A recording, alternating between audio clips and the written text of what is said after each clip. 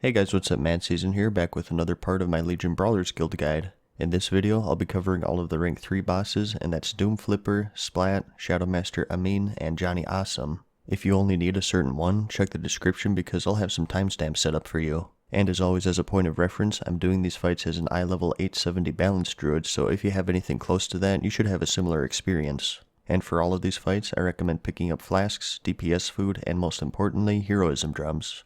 Check the nearby vendor for DPS and healing potions if you need them. And one last thing to note is that all of these fights do have 2-minute enrage timers, so just keep in mind that you do need a fair amount of damage to be able to beat them. The first boss for rank 3 is a little suspicious because he doesn't have any one-shot mechanics. His name is Doomflipper and he's pretty much a tank and spank. I'm not sure if it's because it's the PTR, but this guy has no mechanic other than auto-attacking you, and he does it for the whole fight. Granted, he does hit pretty hard though. Each hit on my balanced druid is around 100,000. So classes with self-heals will have an easier time. If not though, crowd controls like stuns and defensive cooldowns will be very handy here. So pretty simple. Like I said, either this guy isn't finished yet or they're just giving you a break from Master Paku's wild ride. Next up we have Splat. This is a giant slime who will periodically create clones of himself as a fight progresses. Your goal is to burn down the original as soon as possible while cutting them at the same time. Don't worry about the clones because the fight ends when the original dies. The clones move much slower compared to the original, so you can just kite them even as melee. To make sure you don't lose track of the original though, I advise marking it right off the bat by right-clicking its portrait. And one more mechanic you have to look out are the puddles he leaves behind. If you walk through these, it's a one-shot, so if the fight goes on for too long, you're going to run out of room. I recommend cutting them along the edges if you can. They're also all rootable, so abilities like Frost Nova or Mass Entanglement are super helpful for this fight, so make sure you use them if they're available to you. But that's pretty much it. Just kite them, avoid the puddles, and kill the original and you should be good to go. Fight number 3 on our list is probably the hardest for rank 3 if you don't know the trick, and that's Shadowmaster Aameen. He has 2 abilities of worry here, and that's his Shadow Torch and Shadow Blast. Shadow Torch creates a vessel under your feet, and Shadow Blast sends a slow-moving shadow ball to that vessel, and it bounces from the newest vessel to all of the other ones, instantly killing you if you get hit by it.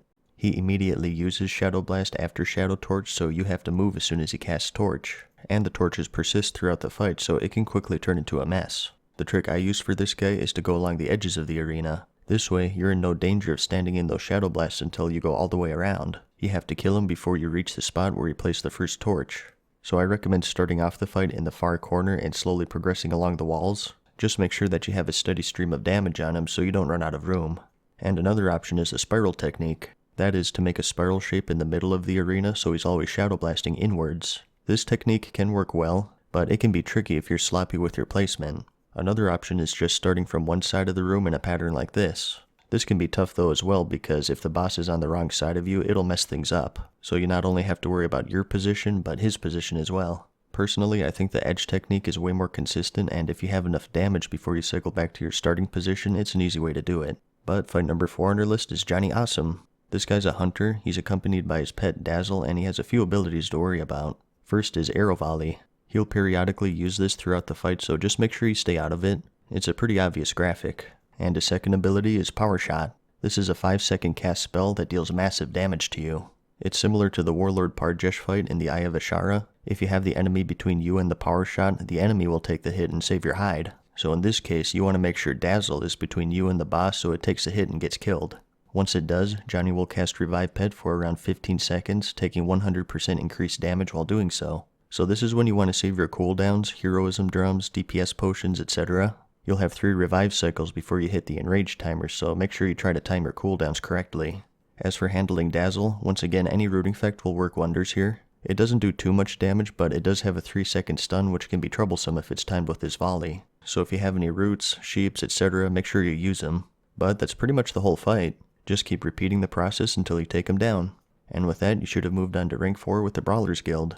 As always, I wish you luck, and I'll see you again for the rank 4 bosses.